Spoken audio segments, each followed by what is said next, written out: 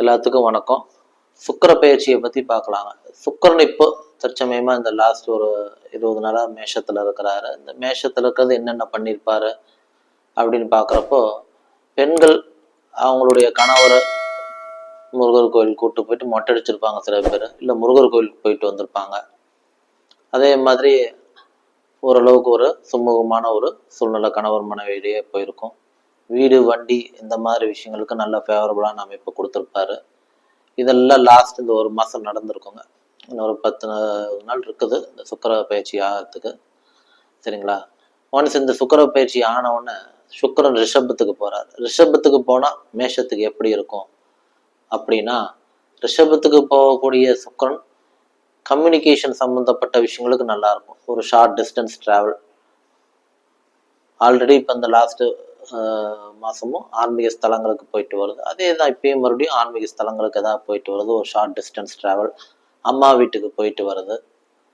அம்மா பற்றின விஷயங்கள், அம்மாவுக்கு ஒரு நல்ல விஷயங்களோ இல்லை அவங்களுடைய ஜாதத்தை பொறுத்த வரைக்கும் அம்மாவுடைய ஆரோக்கிய சம்மந்தப்பட்ட விஷயங்களை கவனம் அப்படிங்கிறது. கணவர் மனைவியுடைய கருத்து வேறுபாடுகள் வரத்துக்கு வாய்ப்புகள் இருக்குது. ஸோ அதில் கொஞ்சம் கவனமாக இருக்கணும். டிஃப்ரென்சஸ் ஒன்றும் பண்ணிக்கூடாது. அதே மாதிரி நல்ல விஷயம்னா 2ஆம் இடத்துல 2ஆம் அதிபதி மேஷத்துக்கு 2ஆம் அதிபதி சுக்கிரன் அங்கேயே போறாரு. அது ஒரு சிறப்பான பலன். எதுக்கு? பணம் கொடுக்கறதுக்கு.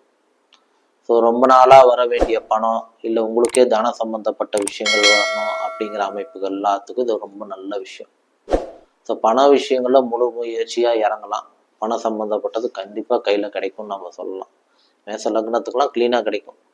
சரிங்களா? ராசியாக இருக்கப்போ கொஞ்சம் முன்ன பின்ன இருந்தாலும் லக்னத்துக்கு க்ளீனாக கிடைக்கும்னு நம்ம சொல்லலாம். ஸோ இந்த சுக்கிர பயிற்சினால மேஷத்துக்கு தன லாபம் உண்டு.